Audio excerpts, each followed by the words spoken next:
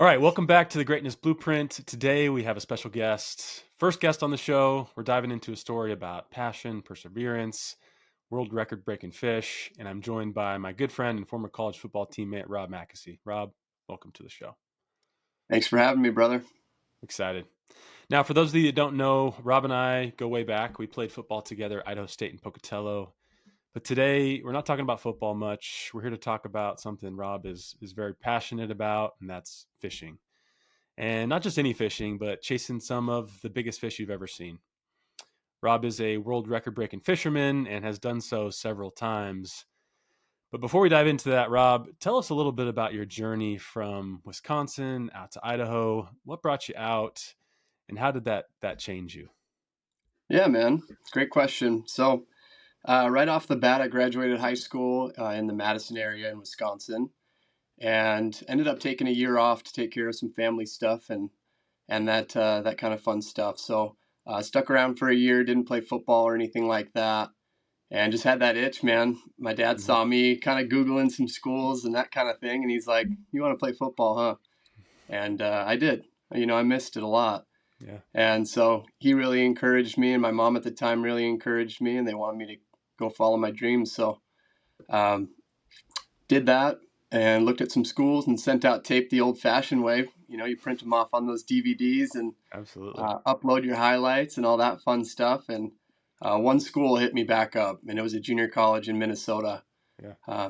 Played there for 2 seasons. Technically, was there for a year and a half, a fall, spring, last fall, and then um, I hired a recruiter, and it was super wild how this actually happened. But my D line coach gets fired, right? Mm-hmm. And he always liked me, and I always liked him, and we had a good relationship. And so we're gonna throw him a little party, kind of a little going away party. So we got our hands on the only thing that we could possibly get at the time, which was a UV cake. And I remember sitting around in this Wow. circle in the living room, and we were just passing this little bottle around, and um, I got to talking with one of my teammates, and he's like, "Yeah, I hired this recruiter for $500, and he got me a full ride to Wyoming." And I'm like, "All right, well, that seems like a fair deal." Mm-hmm. And so he gave me his contact information. I started working with him, and he put me together a little highlight film after my second year at RCTC.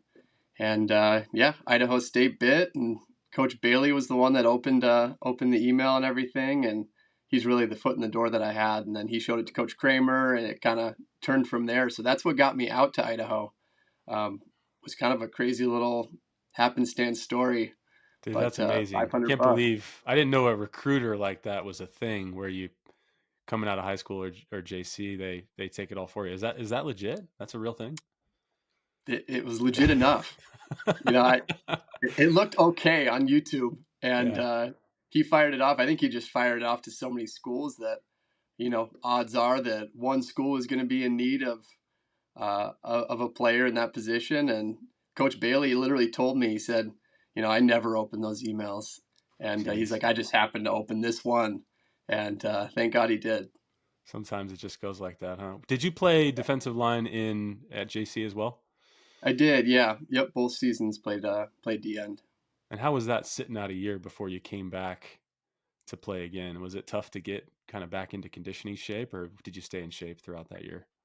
I actually was in better shape. Yeah, I played high school ball at around 240, and I played offensive line and defensive line. But the way our school was, positioned, it was big enough that we actually had players that just played one way, Hmm. and they didn't want us to go both ways, especially into the playoffs. So I just played O line my senior year, and Oh, all wow. the interest that I had from playing sophomore and junior year on varsity just kind of fell off Hmm. because it was all from D line footage, and so my interest had kind of gone down, and I really didn't. I didn't understand the process anyways on what it took to get recruited and what it took to get a scholarship. So uh, I'd get mail and all that kind of stuff from schools, but just didn't know what to do. I thought, hey, I'm getting mail. I'm under their radar. They know Hmm. me. They'll Hmm. probably continue the relationship themselves. It didn't go that way. So kind of the combination of me not following up, but also switching positions my senior year, I kind of lost that interest, and Got it. um, going That's into the awesome. JC, route locally when I stayed in Madison and didn't play for a year. It was tough, man. I lost a lot of weight, and my goal at that point was get rid of all that extra football weight. You don't do anything anymore, so you might as well be skinnier. Hmm. And I fluctuated anywhere from like 185 to Wow. 205 pounds around Wow. there. Um, but you'd never guessed I played football. That's insane. And you came Hmm. back out to Idaho State. You had put on some weight since then, so I assume you get to JC and you're like, man, I gotta reframe my body, and so you started just getting after it again. Yeah. Yep. Yeah, 100%. And when nice. when I had gotten the interest to go to Rochester, um, I was already working out a lot, but it was just starting to pack on the pounds. You got to eat a lot, you got to lift hard, lift heavy. Was working on a lot more strength training and Hmm. that kind of thing. So my freshman year there, um, in Rochester, technically my second year of college, but Wow. first year in Rochester, I think I was only maybe 220 pounds and still kind of on that rise to try to gain more weight and get back to playing shape. So I was a lot faster than I normally am, Hmm. um, but a lot smaller also. So just continued to, pack on good pounds over the years, and then um, when I got out to Idaho, I was gonna commit somewhere else, and they were gonna have me play D line, and so I really needed to gain weight quick to kind of get up to the level they wanted me to be at by the time that I transferred. And when that kind of fell through, um, and then I was going to commit to Idaho State. They wanted me to play outside linebacker at 240 again, and I'm like, Sure. oh man, I'm 265 now because I was going to go play D end, Sure. and I had to get back into shape when I got out to Idaho. Sure. So you take that leap of faith. You bet on yourself. Pay the recruiter $500.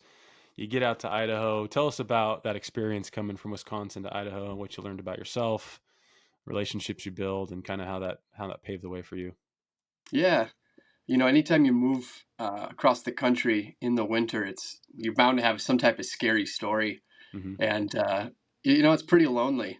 You're used to being around teammates and all that kind of stuff for 2 years. That you grow with the same group of guys, and all of a sudden, a handful of guys get selected to continue playing, and a lot of guys don't. And being one of those guys that gets selected to play, it's a great privilege, and it's awesome. But you get on the road and you kind of start to the loneliness kicks in a little bit, Sure. and you're going to an area that you really don't know anybody. Hmm. And so, of course, I drove into a terrible storm through the mountains, and didn't realize how far gas stations are distance-wise away from each other. Um, so, at one point, I got very, very close to running out of gas Oh during no. a huge storm through the mountains. Thank God there was a small gas station in one of the little mountain towns in Wyoming. But yeah, Wow.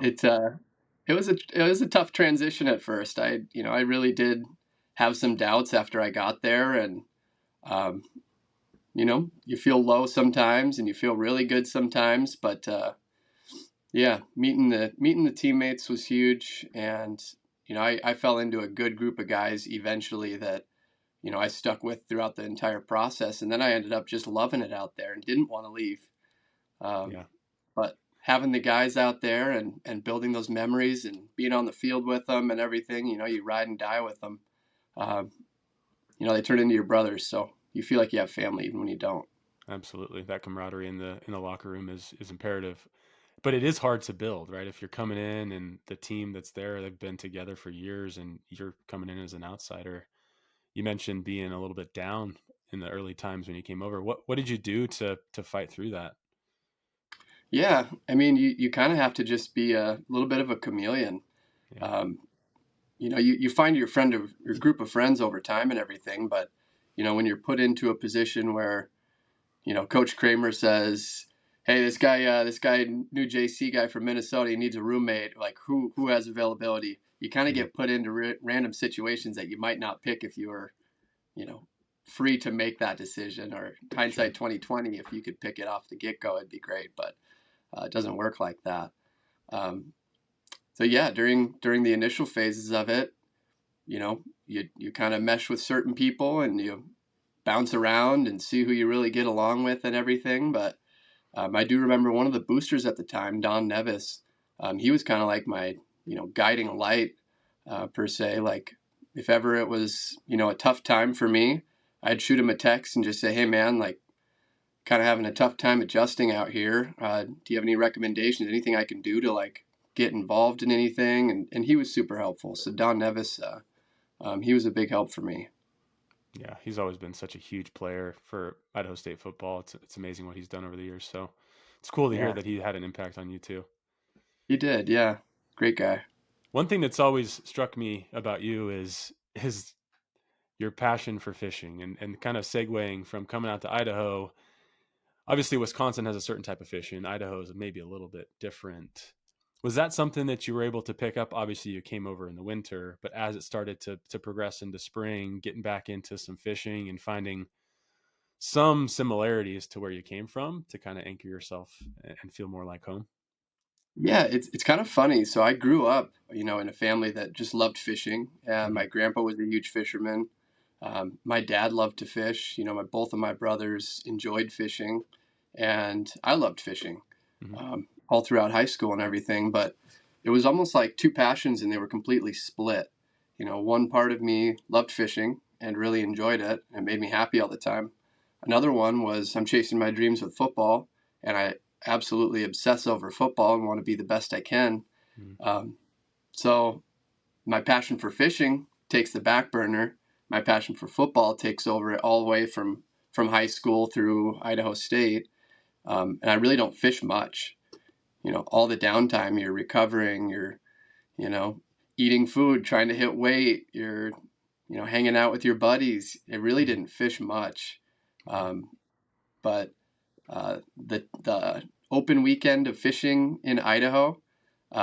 Went out with Cody Sorensen, Taylor Reagan, Travis Namahala, Mark Andrews. Went out with those guys for just a little fun weekend, free license for the weekend of fishing, and just absolutely loved it. Didn't realize what was out there, Mm-hmm. and and after that, I bought a license the next day, and I did fish a little bit after that, but I Yeah. really didn't start uh, buckling down on fishing until after I was done playing and I had a lot more free time.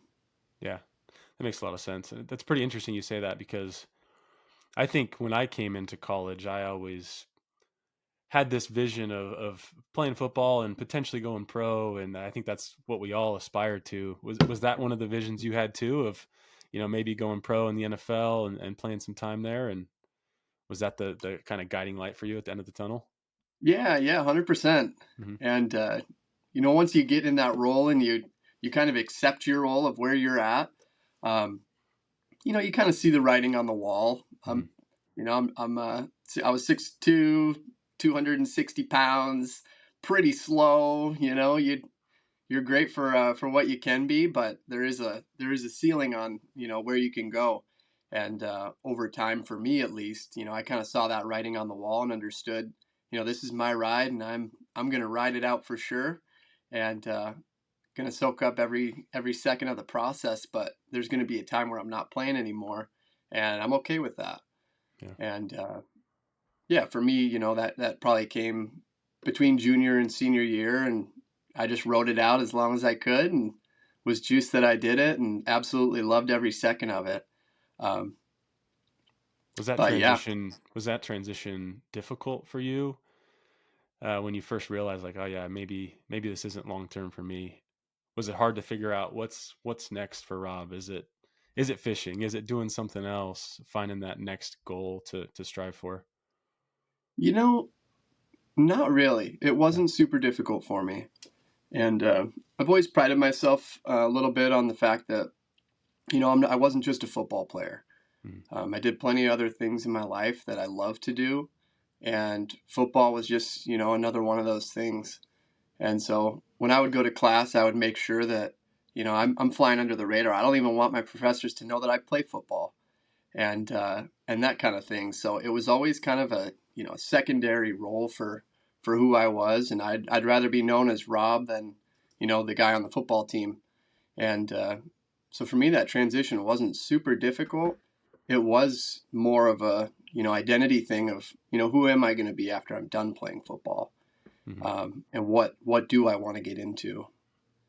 Yeah. And that part is, that part is tricky. And I think a lot of people kind of struggle with that identity crisis of, man, I've been the guy for so long. Yeah. Now what? I certainly felt that too. Coming out of college, you have such a tight knit group of guys, and you're all in this, in our case, a college town, right? Where there's not much else to do other than hang out with your bros. Right. And so you all disperse across the country, and now you're doing your own thing, starting your careers in some cases. People are still in school in some cases. You're right. It's an identity crisis. You're still trying to figure out who you are after football. Life after football is just different, right? You don't have that camaraderie when you wake up and go to the gym. It's just you. And so you're trying to Right. figure out how do you navigate that new world. So tell us a little bit about that transition for you after you finished Idaho State. You're still living in Idaho. I think you went and got your master's. Tell us a little bit about that process for you. Yeah, it's kind of a crazy little process because I grew up here in Wisconsin. I go to Minnesota. I go out west to Idaho. I actually moved back to Wisconsin in 2015, shortly after graduating, Hmm. and I got my bachelor's in exercise science, and I had an internship set up with, a multi-sport facility in the Madison area that was run by one of the old strength coaches for the Wisconsin Badgers. Pretty well-known guy. Worked with Joe Thomas, Russell Wilson, all those guys. Wow. And yeah, so I had a great time doing that. Kind of get to the end of the internship, and I get a pretty low ball offer, I would say, uh, to come work out there, and it cost me more gas money than I would even make in a week, type thing.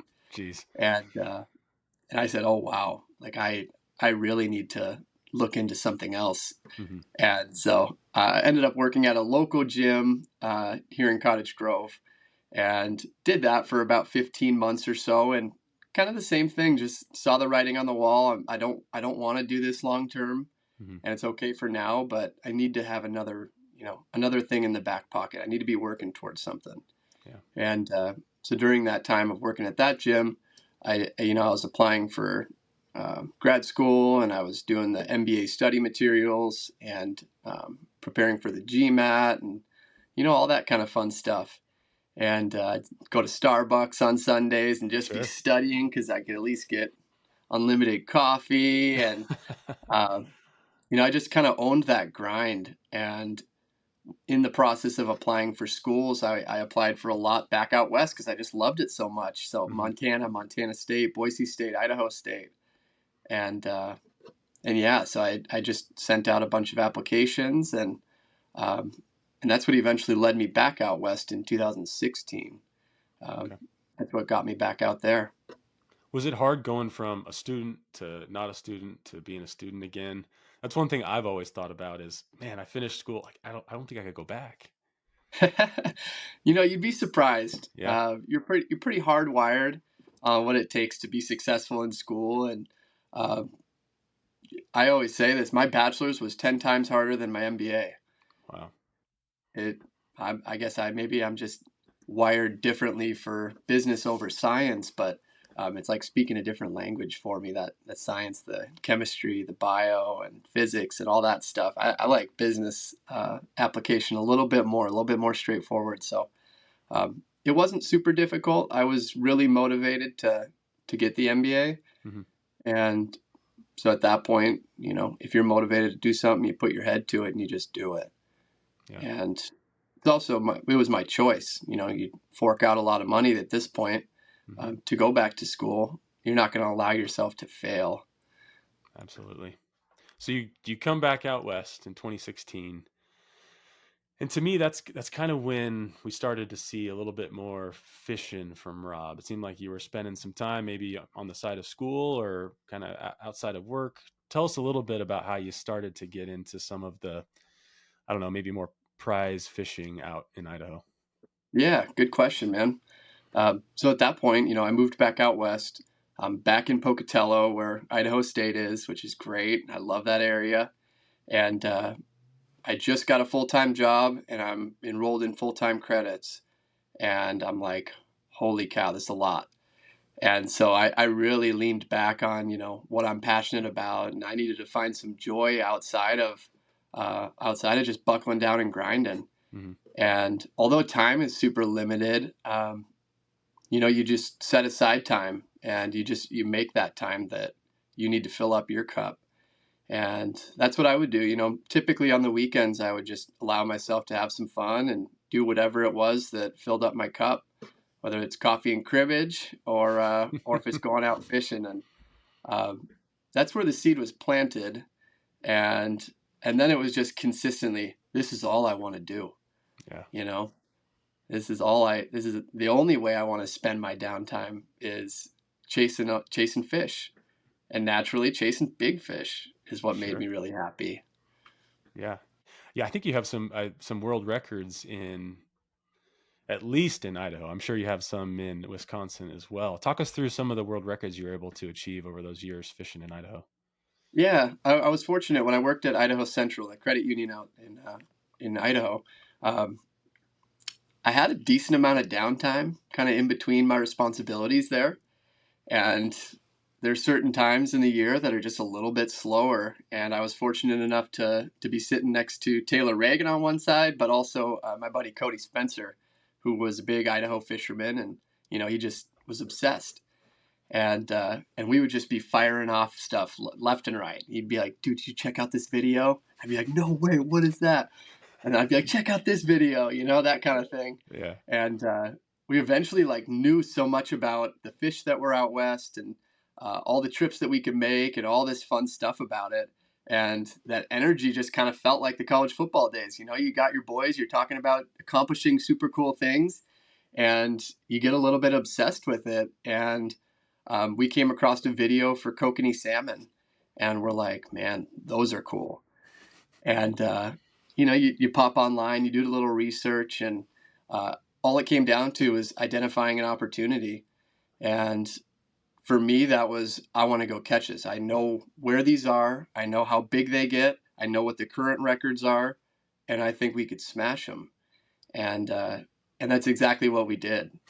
Cody went up, one weekend. He went out, beat the state record. I went up another weekend, go out, beat his state record. there you I go. go out another trip. I'm like, I want the world record this time. So I find a fish. I'm casting at it for like 4 hours. And eventually that thing bit, and it was big, and it beat the world record, and kind of solidified it. Man, And it honestly just went from there. Um, call it a slippery slope, I guess. But it just kind of takes you over a little bit, and you keep thinking, well, if we could do it with that fish, what other fish can we do? yeah, So that's incredible. Talk me through your mentality as you're kind of chasing these fish, right? Because fishing, well, you have to show up and find the fish. That's the first step. There's also the process of actually landing the fish, finding the right bait, finding the right fly if you're fly fishing. Is that something that you've continued to hone over the years and walk us through that process? yeah, 100%. So you do a ton of research yourself. Online is the biggest tool that we have these days. You can go on YouTube, you can just Google stuff, you can do whatever type of research that you possibly want before you enter a body of water to understand mostly what you're going to be looking at. And when you're into that kind of thing, you do everything you possibly can to make sure that you're not going to fail. And so for me, it was, going down to the fly shop, working with the guy that runs the place and said, hey, I'm going to need this fly, this fly, this fly, this fly, this fly, and this fly. And if those don't work, I might be coming back to get this and this fly. Hmm. And you make sure that you have enough tippet and line and the measuring device and a tripod and a camera in case you do catch it. And the preparation is really everything in doing it. Going out and catching the fish is one thing, but you have to be equally prepared outside of catching that fish to make sure that in that moment when it actually does happen, you don't drop the ball on any of the other 100 things that can go wrong when doing it. Right. And I love that part. I'm super organized, and I kind of pride myself in making sure that I always have my back, and I'm gonna put myself in that situation. I want to be prepared, and I think that's probably the part that I've excelled in the most is having that preparation part and being organized with it. So when that moment comes, I'm gonna knock it out of the park. Right. You've built that proof, that internal belief in yourself that you're going to get into that spotlight and you're going to be able to deliver. And even if you don't, you're going to come back to the fly shop and say, hey, this one didn't work. I need something else. And I'm going to go back. Right. I'm going to keep Right. casting for 4 hours until I got this fish. That's incredible. Yeah. When you go up there, you drive 2 hours to get there, and you just spent the whole night or whole, last week looking at flies and getting custom flies and everything. You're not going to let, your will be the determining factor on if you're going to beat it or not. Yeah. You just Yeah. keep casting. That's amazing. So how many world records do you have in Idaho? Do you recall?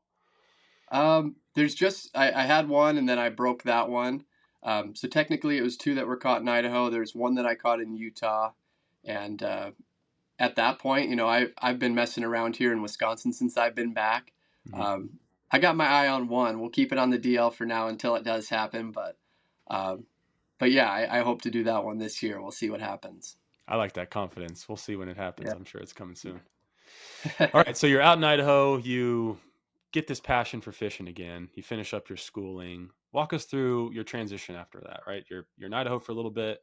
You end up coming back to Wisconsin. Talk us through your thought process and how it's been being back in your home state again. Yeah, man, it's kind of been a whirlwind, honestly. Um, so post MBA, all that kind of stuff. I didn't work at the credit union anymore. I got an opportunity to work in healthcare at a home health and hospice agency, in a super cool role that was, fairly new and had a ton of freedom. And, we made great things happen there. And shout out Simbi, home health and hospice. Um, yeah, it was a great ride, and honestly, unfortunate that I don't still work there now. Yeah. I really did love it, and I didn't make it home back to Wisconsin super often when I just lived out west, for the last few years. But when I did, I kind of found out some things here on the home front that really kind of were tugging at my heartstrings to get back home, Yeah. and I kind of felt like my business was unfinished here, and really wanted to soak in the moments as long as we have them. Hmm. And so it was my priority to come back home, and that kind of meant leaving anything else behind from out west. So I had to leave a really good job to come back here, and was fortunate enough that sold a house and had some money that came from that. So it allowed me the freedom to take care of what I needed to here, and make this my main priority. And with that, I still have to find ways to fill up my cup. Hmm. And the fishing in Wisconsin is arguably better. There's bigger fish. Out west, I mean, it's a whole different ballgame. You're targeting trout for the most part, and some salmon and some really cool looking fish and record quality. Um, but it's been really fun here too, identifying some of the opportunities to catch big fish and hone in on different species that I haven't done here in a long time, and more recently, obsession with muskie fishing. Yeah. Yeah. Before we dive into the muskies, so you came from Idaho back to Wisconsin. One thing I just want to kind of get your input on is throughout my life, I have seen where maybe through my 20s, I didn't realize how important time was, right? Time was just this thing that happened. Then my daughter was born and I realized that, she was getting older and older every year and time was way more valuable than I had ever realized it to be. And spending the time with her and doing things that you can only do in that moment when that time is there, to me has been the biggest mindset shift is in valuing the time now and not putting things off that maybe you can't do in the future. So Right. is that kind of what Right. brought you home? Is there's things that only you can do now and not worrying about Yeah. some of the future problems? Absolutely. Yeah. I kind of always had wanted to get back to the area eventually, Hmm. and the reasons for coming back home were very time sensitive. And when you don't know how much time is left, possibly, um, everything else just kind of takes the back seat. And I have two nephews here. I got my pops here, and yeah, with that situation, I just want to make sure that I soak up as much time as I possibly have. And it's been awesome. I lived out west for, almost 9, 10 years, and I missed out on probably a lot of good years Hmm. being back here and making memories with the two nephews, my dad, my brothers. My grandma is 93 years old. You know, you never know how much time that you have left, and they play such a big role in my life that it honestly just kind of made me sad to think about them not being here. Mhm. And so, you know, that transition wasn't super easy coming home and leaving a lot of good things out west. Um, but it was meaningful to me, um, and I felt like it was my purpose at this time. Yeah. Yeah, that's huge. And I mean, the West is always here for you when you want to come back and visit. So Yeah, I'm glad you're able to and spend time I'll with be family back. and friends. You can't miss that time. Yeah, yep, Okay, so you're back in Wisconsin. You spending time with friends and family. You start taking up fishing on muskies. Talk us through that current goal. I know you have some targets with the muskies. You've been hunting them often. Walk us through that process. yeah, yeah, absolutely. So when I first got back, you know, it was winter time, and muskie fishing ends here December 31st, the end of the year. So from that point on, January 1st until May, you can't even fish for them. Wow. And so at this point, um, you know, I'm kind of hands are tied.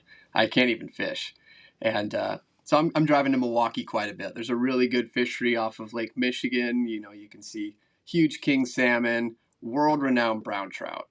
Um, that's one thing that's a fish that I love to chase out west in Idaho, and it was always cool to think, man, a 30-inch brown would be an epic catch. Hmm. Um, Go out fishing a handful of times here and catch 31 and a half, 32 and a half, a 34, another 34.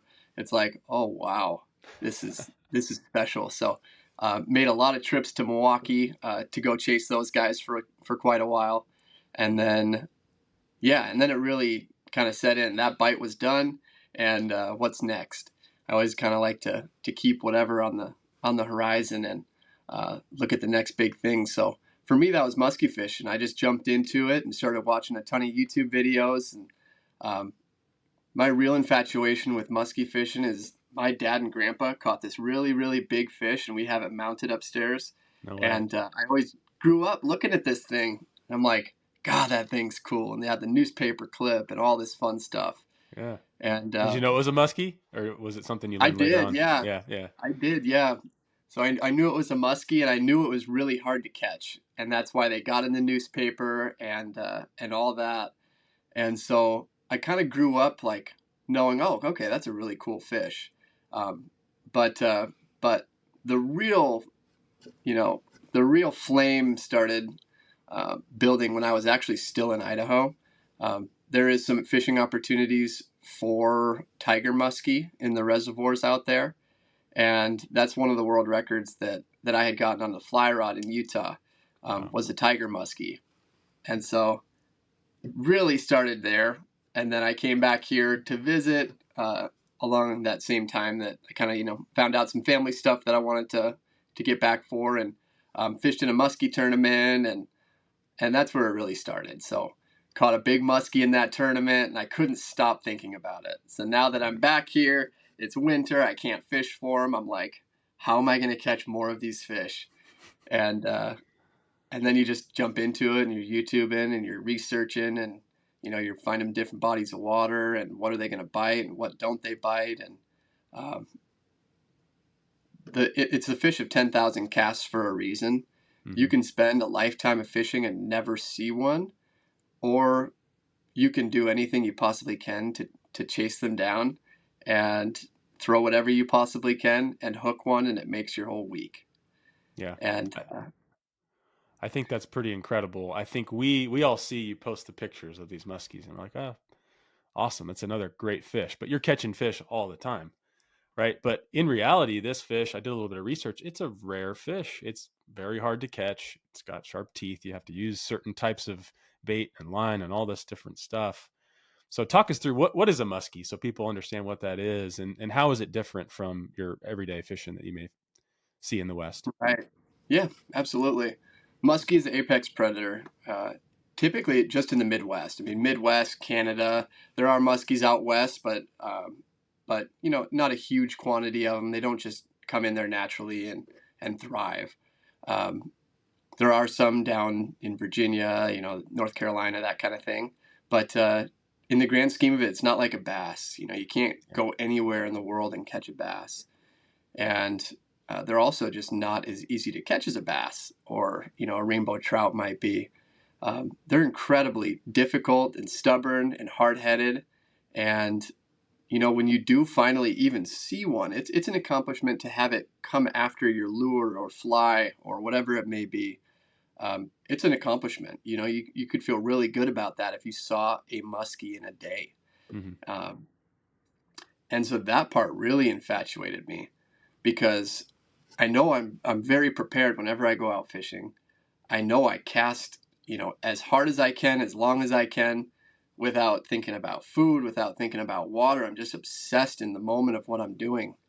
And turning that into catching fish has really become special. And you soak it in every moment that you get that one in the net. You get to really appreciate it, and it's just the apex predator. It's just cool to catch. It's like going down to Florida and catching a tarpon. Hmm. Um, Arguably a little bit more difficult. So Totally. Yeah. So tell us. I know right now you have this goal, right? With muskies, you want to catch a certain amount of muskies, and for every one you catch, you're donating money for ALS research. Talk us through that. yeah, yeah, yeah. So part of who I am is a family guy, and told you a little bit about my dad, my grandpa, and how big family is to me. And my mom was the person that she's the one that had me follow my dreams and make it out to Idaho in the first place. And she was terminally ill at the time that I spent time in Rochester, and what I did on the field and off the field was for her. And yeah, she passed away of ALS right after my second season in Rochester. And so, in the back of my mind, I always knew I wanted to do something. I had to remember I had to do my part somehow because she was my best friend and most important person in my life for my whole upbringing, everything. To this day, she's still, that's my best friend right there. Yeah. And I always wanted to do something. And for me, this was a small way that I could give back and also keep me on track while I'm out there. You can go a week, 2 weeks, you can go a month without seeing a muskie, and it's like this is normal. They're just hard to catch, and in the back of your mind, you have to have something that's pushing you forward. And so for me, it gets me out there, um, knowing that I'm fishing for something and something as intrinsically motivating as the love for my mom. Um, Keeps me out there. Whether it's the slowest day, week, month, doesn't matter. I'm Hmm. out there doing it for her, and that's the cool thing. So yeah, right now, man, my goal is to catch 23 for the year, and I'm a little bit slow on posting, so I'm a little bit higher than what it shows online, but I've caught 14 so far this year. Um, Fall is typically a really good time to catch some big fish. And so out there chasing quite a bit still, but 14 out of 23 currently. And, a handful of people have kind of jumped on with me, and I've just been in contact with them that they're following along and keeping track of the fish too, and they're going to help out too. So um, it's been a cool process so far. New, but super cool.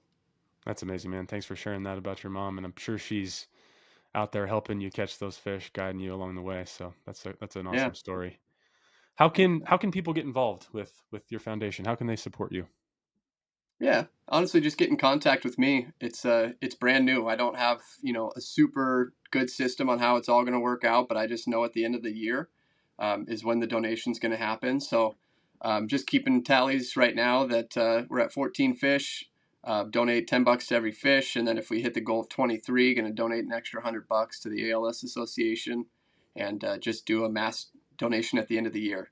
And so right now, easiest way to get in contact is just shoot me a message on Facebook, Rob Mackesey, or on Instagram at Rob Mackesey, and just express interest in doing it. So we're just gonna pile up as much money as we possibly can and do a donation at the end of the year to a good cause. I love it. Have you thought about what's next for you? You have this current target. Are there future plans or trips or other fish that you're starting to plot your next wave of adventures for? Yeah, super good question, man. For me, I think it's been written in the stars this whole time. I think my life was meant to come back to muskies and stay with muskies. And it's a fish that is so incredibly stubborn and so rewarding that I've just never felt that gratification on catching any other fish than when I get a muskie in the net. And so I'm gonna ride this one out as long as I possibly can. And as far as anything coming up, when I made that post and kind of expressed my interest in doing this whole thing, I had a guy that I met at muskie school. It's where you just go there and you just learn about muskies for a day. Love it. Um, yeah, he had I met him there. We just bumped shoulders. We were in a class together, and he hit me up on social media and just said, "Hey, man, I'd love for you to be a part of my team. We're doing the fly fishing world championships up north this year, and Wow. I want you on there. I can tell you got a good heart and you're doing it for the right reasons. So come up and fish." So that's coming up here next month, and then there's also another muskie tournament in October that I'm really looking forward to. And as far as direction goes, I'm just gonna let my heart ride this one out Wow. and figure out a direction. Man, that's amazing. I feel I love your story, right? There's so many people who put their passions off to the side and say, someday I'll come back to it. And you did that for a period of time, right? You were playing college football, chasing a different passion. And then fishing came right back into the forefront. And now you're doing it with so much excitement and passion that it's taken over everything in your life. And because of that exceptional focus on it, it's taken you to the point where you can actually leverage it to build relationships, and you have sponsorships now, and all these things that if you don't put that level of exceptional focus on it, you just don't get there. So props to Right. you for everything you've done, Thanks, man. and excited to see some of the tournaments that you'll be in. That's awesome. Super excited. Really looking forward to it.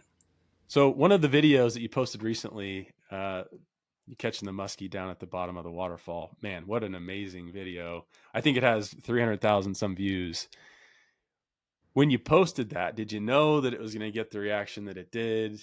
How did you go about setting that up? Was it just happenstance, or did you plan it out? I'd love to hear more about that. Yeah.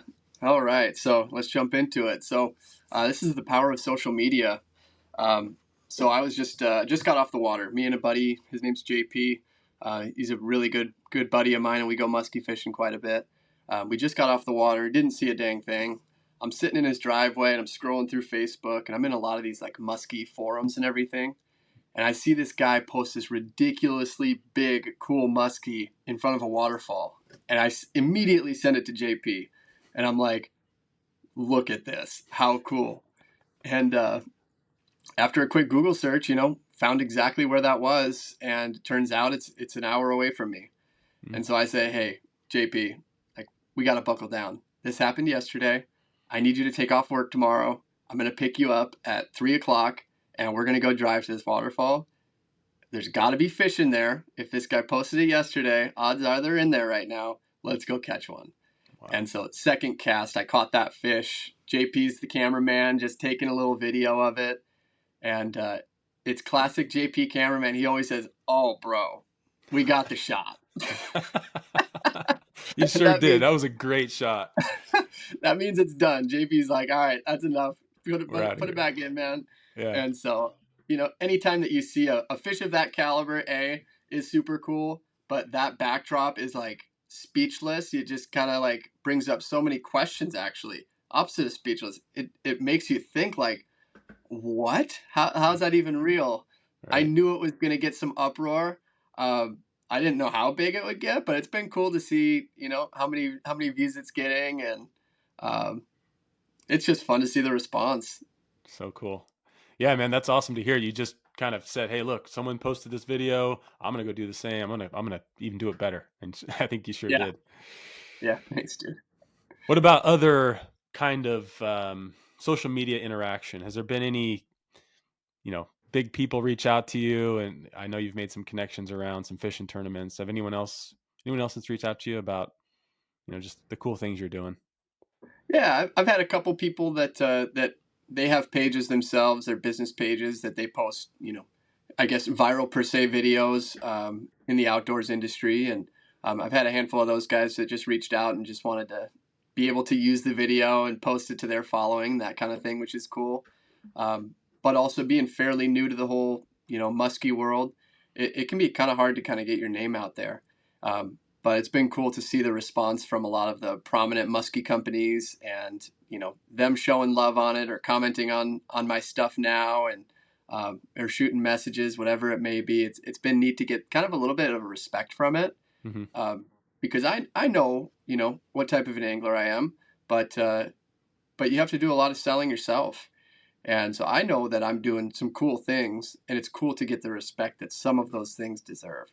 Sure. And as far as working with companies, I'm super selective on who I want to represent, and if it aligns with my goals, my passions, and what I enjoy. Um, so as far as that goes, it's a selective group that I choose to work with. Um, but we'll see which ones from the muskie industry that we link up with here shortly. I love it. So obviously you've followed your passion, you've been chasing fishing. What would you say to people who maybe have put their passions to the side, and what would you say to them about, continuing to chase their passions and keep that in the forefront of their mind? Yeah, man. At the end of the day, you live one time, and when you take your last breath, that's it. You don't come back. There's no point in putting it off, and your dreams aren't going to chase themselves. And if you know your worth, you got to go out and get it. And you're not going to get freebies, especially in the outdoors world. People love to hate, and not many people love to give props where they belong. And so, got to go out and get it yourself. I love it. All right, we're going to pivot here. I've got a few rapid fire questions for you. All right. So 7 questions here. Just answer them as quickly and as honestly as you can, and we'll see what you got. All right. All right, biggest fish you've ever caught? 9-foot nurse shark 9 foot. Where was that? down in Miami. Wow, incredible. All right, Sweetwater. next one. Rarest fish you've ever caught? I'd say a muskie. I'd say, you know, uh, yeah, big muskie. Big Uh, muskies. I think the record's 70 pounds or something. Is that something you're chasing? I'd love to chase that. I'd love to beat that someday. And Yeah. I sure hope I get the opportunity. I was thinking about it. Muskie are just always the rarest fish to me to catch because they are so stubborn and so selective. But an astric clown knife fish from Florida, they're super elusive. Not many people have heard of them. But give it a Google search, clown knife fish. They're Ooh, really cool. That one's also awesome. up there. Sweet. Next, biggest fish that got away. I know we all have a fish that got away story. Yep, I had a hammer of a fish, a lake trout at Bear Lake in Idaho, technically Idaho Utah border. I had a colossal lake trout on, and Mm. if anybody has been to this part of Bear Lake, there's a big rock wall, and that thing took me down the rock wall, back down the rock wall, back down it, and then broke me off. Oh And man. at this point, there was a whole crowd of people that were standing up the on the top by the road, and there's probably 30 people just watching me pull in this fish, and it was massive, dude. Jeez. So you had the Yep. spotlight on you even. Jeez. Yeah, it was sad when that thing broke. Tell you what. All right. Strangest thing that's happened to you while out fishing. Ooh, this one's recent, actually. Was out there fishing in Milwaukee River, and I was having the worst fishing day of my life. It was so bad. I'm fly fishing like through icebergs. It was terrible. Anything that could go wrong went wrong. And at the end of the day, I finally think I have a bite, and I'm reeling this thing in, and I'm kind of realizing this is not a fish. And I pull it up. It's a glove, and of any of the fingers that I could have pulled up, my hook is in the middle finger of this glove. It It was was the telling you, like, F off. the biggest sign I could have followed. Hey, we got to get back. Was that the end of your fishing day? Yeah, that was it. Wow. That's incredible. Follow the signs, man. Jeez. All right. Next, one place you'd love to fish but have not yet. Hmm. Lake Vermilion, Minnesota, has some of the biggest muskies out there. Also, Lake St. Clair in Michigan. Um, that one is, worldwide known as, one of the best places to fish muskie. I haven't been to either one of those places just yet. Um, Anywhere up north in Wisconsin can be really good, but man, Lake Vermilion and Lake St. Clair are up there on the bucket list. There it is. Yep. All right. If you could fish with any person, dead or alive, who would it be? Oh man, get my mama out on that boat. Love it. Yeah. Catch a Yep. Sherry muskie with mama. Mackesey. Yep. Yep. All right. Last one, non-fishing related. Your celebrity crush. It's not even hard. Jessica Biel. Sorry, JT. Classic. Yeah. I got to go with Gal Gadot. I'm a Wonder Woman man myself, but it's all good. Oh, not a bad selection, sir. Rob, it's been an absolute pleasure having you on the show. Obviously, you're my first guest. So pumped to have you on. Love to hear your story. Incredible to see all the things you've gone through from Wisconsin out to Idaho, the things you've dealt with your family, and dedicating and spending quality time with them now back in Wisconsin. Just a testament to the passion and the focus on doing the things you love and being around the people you love when you can. So I love following your journey, and love to continue to see you catch more muskies and donate to a good cause. Thanks, Any bro. final any final questions or comments or thoughts for our audience today? I'm just thankful that you had me on here and I got the invite to even be a part of this. I've listened to your podcast and I think you're on to a great thing here. And I'm super, super honored to be the first guest on here. And I think that, you're going to do great things and you're going to bring a lot of value to people that can use it in this world. And I know you'll do it with a good heart and good purpose. And I'm just juiced for you, man. This is just the start of it. I mean, we're less than 10 episodes. This is not episode 9. I I know. can't wait to see episode 900, Oh man, I So appreciate that. So glad keep you could be a following part your of it, my heart. man. Yep. Yeah. All right, to our listeners, remember each one of us has a unique path to greatness. It's about finding your passion, chasing it, no matter where it leads. Until next time, stay on your path, stay inspired, and above all, stay great. We'll see you soon.